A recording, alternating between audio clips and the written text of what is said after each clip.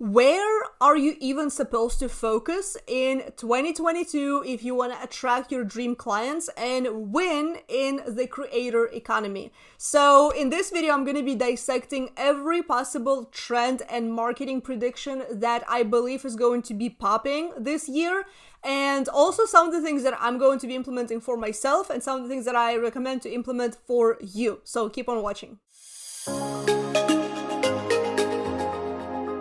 My name is Jelena Ostrovska from JelenaOstrovska.com, and I create organic content marketing strategies for six-figure female coaches and consultants. And in this video, we're going to be talking a lot about content and the content marketing trends for 2022 and predictions. So without any further ado, let's go ahead and dive right in. But before we get into the content of the video, I do want to say that you do not have to implement all of them. So if you are watching this video and you are a beginner to the business world, you're a beginner to the creator economy, and you are just trying to get your feet wet in content, then just implement at least one thing, okay? So, and I'm also going to tell you which one that is going to be. So, and actually, if you do want more tips about content marketing, about marketing in general, organic growth strategies, video marketing, then definitely jump into my free newsletter. It's a marketing newsletter that is absolutely free, and I send emails every single Sunday sharing what I'm implementing behind the scenes. I'm sharing the marketing hacks, different tutorials. So I'm sharing basically everything that's happening behind the scenes and the things that I do not share with anybody else. So definitely register down below. There is a link in the description box. So now let's get into the video. Number one, short form video content is taking over the entire world. And let me just say first, the crazy statistic is the fact that TikTok has gotten more traffic than Google in 2021. Just think about it. Google is the #1 search engine in the entire world. So everybody's using Google, everybody has it on their computers, or like, let's just say 99.9999 of people out there, because I mean, there are still some other search platforms, but Google is being used the most. And even still, TikTok has managed to surpass Google in that crazy statistic. So it just goes to show that, you know, I've had those videos talking about how Instagram is potentially going to go down, you know, back when in the US it was going all crazy, and the privacy and data, it was all very wishy-washy. It was very weird, and I was very iffy about the platform myself. But now I see every possible creator on TikTok. I see the biggest brands use TikTok, and I also see a lot of brands, the new brands that are coming out, and like, it's such a great place, in my opinion, to get into. It doesn't really matter which industry or niche you're in, whether you're a doctor, whether you are a makeup designer, whether you are an e-commerce store, whether you are a consultant, a coach. It doesn't really matter. Like, you can be, I don't know, cutting Christmas trees and you can still make it on TikTok. So you just have to have the willingness and the desire to learn how to get out there and do it. But you also have to understand that TikTok really has set a trend in terms of the short form video content, because, you know, every single platform out there has followed suit. Now we have Instagram that has Instagram Reels. We then have had YouTube create YouTube Shorts, which apparently are still a thing, and it's still not too late to upload your videos on there. Then Pinterest has idea pins. Also, they kind of look like stories, but they also kind of look like Reels, right? They also kind of look like TikToks. Now, Facebook has Reels as well, which I believe they're just available in certain countries. I'm in Europe, so I do not have access to them yet, but I'm sure I'm going to have access to them sooner rather than later. So all of them, all these platforms now have short form video content, right? I'm not going to be talking about Twitter, because Twitter is always doing their own thing. They have gotten rid of stories, actually. They were called flits. So they took all of them down, I believe, on September 1st or August 1st of 2021. But all the other platforms have followed suit, and people spend more and more and more time watching those 15, 30, 60 second clips. And even like TikTok now has longer videos, so you can now upload videos for 3 minutes. So definitely do that.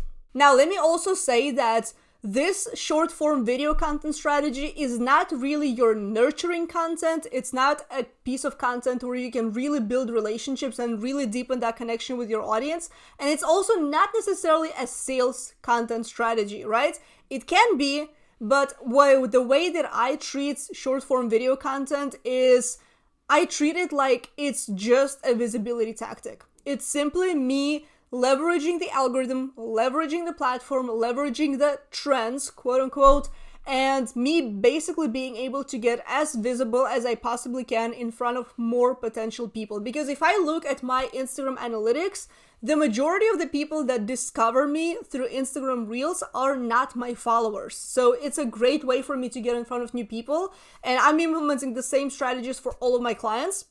So something for you to think about. Now, I will say this, like, it does sound a little bit overwhelming that, oh my gosh, every single platform has this type of video content right now, you know, YouTube and Instagram and Facebook, and like maybe LinkedIn is gonna have it one day, maybe not, but the way I do it, choose one platform where you're going to film them, right? Maybe it's going to be Instagram for you, maybe it's going to be TikTok, maybe you're going to record just on your phone and then repurpose. But the way I do it, I record everything on TikTok just because the editing is way better. I have never not in a single time have I lost a video from my draft folder. That's why TikTok is still my preference in terms of where I'm going to film. And then I download that video using snaptic.app. I believe that's the website name. I'll leave a link down below in the description. I'll put it here on the screen as well. So I download them and then I put them on Pinterest. I put that video on YouTube Shorts. I put that video on Instagram Reel, right? So do not think that you cannot take the same video and put it out there on different platforms, because you definitely can. Content marketing prediction number 2, which it's not even a prediction, to be honest with you, it's more of a fact at this point, is video content is an absolute must today. So if you go to any platform whatsoever, whether that's TikTok obviously is video based, if you go to Instagram, if you go to Facebook, if you even go to LinkedIn or Twitter, and even Pinterest has always been a photo platform, right? It's always been, a search engine where you can find graphics and recipes and things like that. Even Pinterest is very much full of videos these days. So it just goes to show that if you're not leveraging video already, you have to start like yesterday or at least today. So it doesn't matter how or what, that there's so many different ways how you can record videos even without having to show your face. So if you want me to do a video on that, let me know down below into the comment section, because I might share some different tips and ideas how you can leverage short form video content without having to show your face, because that's actually how I got started in video marketing. Ages ago, I was very scared of my own accent. I was very scared of showing up. I was very scared of making a mistake. And I was not really speaking in English the same way that I'm speaking right now. So I was very self-conscious about that. So I was not even showing my face on video. And there are creative ways to do that. Content strategy number 3, and it's not necessarily a prediction, but I do see it kind of as a trend or just as an overall marketing thing, or maybe people just realize that they don't want to be on social media as much as they already are, because we all get into the loop of scrolling on TikTok and scrolling on Instagram Reels and just scrolling and scrolling and scrolling. And then a lot of the times people say, well, I don't make any money with the moment I leave social media. So, and the reason for that is just relying on a social media platform for your marketing efforts is not going to be the best marketing strategy long term. So you have to focus on the long-term content marketing strategy. And what I mean by that, I would honestly recommend just focusing on your website, because this is one piece of real estate that you do own online besides NFTs and all the other stuff and metaverse. Like, I'm not going to get into that right now because I'm still learning about it, but make sure that you don't just rely on social media, but take that piece of content, put it on your website. You got a podcast, put it on your website. You got a YouTube video, put it on your website. Now, I will say this, I started doing the same thing for myself because I'm like, I've always been generating a lot of traffic in the past, and I would always generate a lot more leads into my email marketing software, into like my email list when I was using my website. So like I was just comparing, you know, my marketing right now and then my marketing a couple of years ago when I was blogging consistently. So I was like, I may as well come back because like you will get found, right? So search engine optimization, aka SEO, is not really going to pay off right away. It's not going to be a strategy that is going to give you big results tomorrow or even the next month or even in the next 90 days. It is very much a long-term strategy. However, if you put those seeds like right now, if you plant those seeds right now, you are going to get the rewards in a couple of years from now as well. So like the way I'm treating it for myself, like I have all these YouTube videos, I have all these Instagram posts, I have a lot of, you know, topics and you know, just different articles I can write that are still going to be relevant, you know, 1, 2, 3, 4, 5 years from now, because a content strategy is still going to be a content strategy, whether we're going to be in metaverse or in something else. It's still going to be a thing, right? Marketing is always going to be marketing. So I just know that if I start putting out those seeds today, I can expect to bring me the rewards a couple years from now. Okay, so start planting those seeds right now. Consider not only jumping on those trends and dancing on TikTok and doing those kind of things, but also make sure that you actually have a strategy long term. Content marketing prediction number 3 is collaborations, and you probably have seen Instagram implement this as a new feature on their platform. Essentially what it means for you as a content creator is you're now able to create a piece of content, whether that's an Instagram reel, a carousel, or a regular post, with another creator, and you basically collaborate on one post, and that same post gets published on both of your profiles.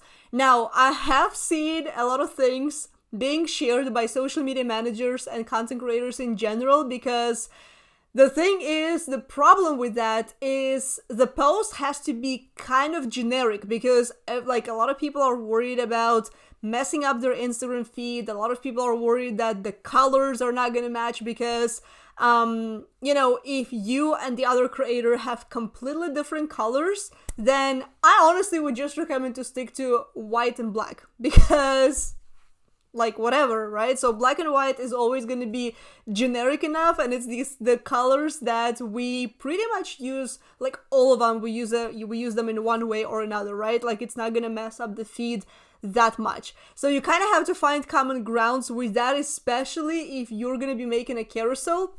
So in that case, collaborations are going to be like kind of interesting, right? So you have to decide between both of you which kind of color palettes you're going to be sticking to. So the way that we have made that with a good friend of mine, Jen Johnson, so we did this Instagram reel right here together. So I recorded one piece, she recorded the second piece of it, and then she basically combined both videos, and it, you know, came into one video. So, and the way we did that is we kind of combined the colors that were similar for both of us. We both kind of use yellow. Her yellow color is a little bit more to the green. We both use purple. We both use blue. So it kind of worked out that way. But there are also other ways how I see collaborations are going to be one of the best growth strategies, because you're essentially able to tap into other people's communities. So, and honestly, it doesn't even matter how big or small a community is. Obviously, it's going to be very hard for you to collaborate with somebody who has, 100,000 followers on Instagram when you only have 1,000. A lot of the times they're probably going to say no, but try to find the people with a similar audience, and also the audience size, because a lot of the times it's very hard to reach those big collaborators, because not only do they have a big audience, but they're also busy, because they probably have way more inquiries like that to collaborate together. So definitely keep that in mind. Now, the other types of collaborations you can do even if you're not on Instagram, that's totally fine. So another actual option for you to collaborate on Instagram is Instagram Live. Like, it's still a thing. You can still go live together with somebody else. Both of your audiences are going to get alerted about the live video happening. So it's a great way to reach two different audiences at the same time. So I definitely recommend you doing that. The other type of collaboration you can have is obviously getting on people's podcasts, right? Or if you have your own podcast, have people join your podcast as a guest. So I've actually gotten on, I want to say 3 or 4 podcasts in the last quarter of 2021. Some of them have already gone live. Some of them are just about to go live in 2022. So that's always exciting. And it's great when you can also kind of collaborate with people who have those niched audiences, because big audience doesn't really mean big opportunities. So I have seen people with way smaller and nurtured communities. Like, I've seen better results getting in front of those kind of people than getting into a big Facebook group with 100,000 people where nobody really cares about anyone. You know what I mean? So bear that in mind.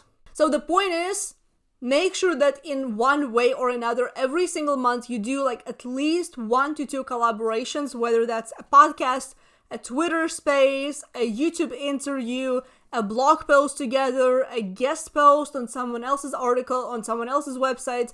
Do something that's going to get you in front of other audiences. Number 5, I wouldn't call it a prediction. I would just call it an overall marketing strategy, but also humanity strategy. So make sure that your marketing is inclusive. And here's what I mean by that. So let's go back a little bit to the year 2020. If you are not in the United States, one thing that has really happened was, like, there were a lot of protests going on around social injustice, around racism, anti-racism, all of those things like surrounding that particular topic. Now, I'm not going to talk about it a whole lot in this video because I'm honestly not an expert at it. I do my best to make sure that my marketing is inclusive, and I'm still learning a lot in terms of, how to make sure that my audience is diversified, how I make sure that, when I hire people, I diversify my choices. I don't just have, people of one skin color or people of so and you know what I mean? Like, it's a very touchy subject, and, it's hard for me to also speak because I'm white and I've never really experienced a whole lot of, racism or like colorism or like a whole lot of like other subjects. So it's a lot for me. But we all get to learn, we all get to be inclusive, we all get to be mindful of, speaking to people in a way that doesn't make them feel weird. You know what I mean? Because, I have a lot of friends of all sorts of different colors and different skin tones and different hairs. Like, I have a lot of friends across like all the different countries, so, and different nationalities as well, and different, beliefs, and, with some people we don't agree, and different like politics, like if we're gonna bring that up. But one thing that I will say is, a lot of people do not feel comfortable in rooms that don't seem inclusive. Okay, so here's one thing that I have personally learned, in the last year that I feel is very important. Let's say you are hosting a virtual event, right? Because live events are kind of coming back, but then they're also going back, and then they're coming back again, and then they're leaving. So let's say you're hosting a virtual event. And if you have a full, 25 speakers, 20 speakers, maybe it's a large conference, make sure that you also look overall at the panel and see, is this overall, event being inclusive? Or am I just serving one market, right? So just think about it. And also when it comes to the other type of inclusivity, should I say, is, do you have enough women on your marketing panel? Do you have enough women in your event in general? So maybe you're listening to this and you are a man. Like, I have seen a lot of events where it's just, I hate to say that, but it's just bro marketers. And it's like, I don't even feel like I belong there. Like, women, we tend to relate to women a lot more than to men. That's why I kind of listen to a lot more women in terms of marketing, in terms of, mindset, because men don't experience the same things body-wise that women do. So I'm rambling a little bit here, but just keep that in mind. Make it an inclusive space and make sure that people are welcome there and they feel safe. Okay, marketing prediction number 6. We're almost getting close to an end, so I actually will reference somebody. So I do have my iPad over here, so I am looking away a little bit, but I do have to give credit to Nicole Tabak from Twitter. So somebody actually referenced her in a Twitter thread, and this prediction is called trend jacking. So I know it sounds weird, but whether there's an event, like, think about your overall content strategy. So every single time that, you're creating content, look at your analytics from the last year and see which kind of piece of content has really taken off and has generated a lot of, attention and really had a lot of shares and saves and comments and just overall, like, audience reaction, right? So the types of posts that have really performed well for me have been news. So it can be social media news. I'm not talking about like BBC kind of news. So every single time there has been an Instagram update, and me being a social media manager and a content strategist, it's very much relevant for me to share that. And then the other thing that I've also leveraged a lot is if there is a trend, for example, an event. It doesn't even have to be for your niche. Met Gala. Like, we've all seen those crazy costumes of last year's Met Gala, Rihanna and Kim Kardashian, and like, it was insane. And the memes were hilarious. And I've seen every single possible company out there use Kim K as a like that black figure, all covered up. I'll share some memes over here as well, but that one post was probably the most viral post I have had on my account, and I've actually did 2 of them. So if you can create memes and really jump on those trends as soon as you possibly can, your account is going to blow up. I literally got well over 40 followers just from that one post. Now, obviously, you're not always going to like jump on every single trend. Like, there was also a trend about the Squid Game.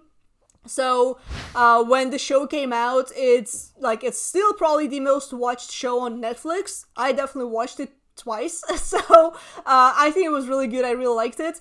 And I actually did not jump on that trend. Like, I did not leverage Squid Game. I did not, create a post around that. But this is just something that you can do. And it doesn't necessarily have to be an Instagram post. It can also be a Facebook post, a YouTube video. It can be a podcast about that. Just jump on those trends, even if they have nothing to do with your audience. But you can always take a lesson out of, like, whether that's Met Gala, whether that's Squid Game, whether that's something else. And then, I've also seen memes from, like, the Queen's Gambit, which was also like the big show on Netflix. I've also seen some memes of people creating when the show You came out. Just take those trends, and that's ultimately how you're also going to get a lot of attention to your brand. And now the other thing I also want to say as far as trends go is jump on TikTok trends. So there's actually an app that I started using to give me predictions about trends, and it's called Trend Talk. So it's a paid app. I believe you can take a free 3-day trial or something like that. I don't think that the free account in general gives a whole lot of opportunities there, but it basically predicts the trends globally and per different countries. So you get to see and basically jump on them early before it goes like viral, and then you are not going to be able to get any sort of attention to your videos. But I will also say, use it as a visibility tactic, but then lead your marketing into another place.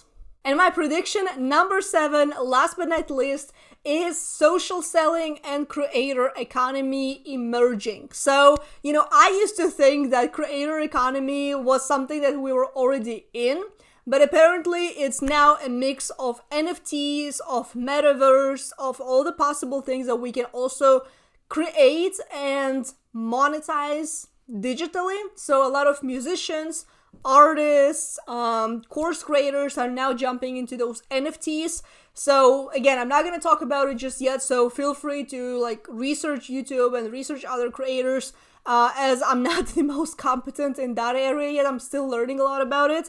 But social selling is definitely a thing in 2022, because I remember back in the days when I was first starting out on social media in like 2014, 2015, we did not treat social media like a place where we could come and sell something. Like, it was definitely not for selling. We would come, we would want to like be entertained, have some fun, maybe learn something, talk to friends, talk to family. But now today, you go to TikTok. How many times have you bought something from TikTok?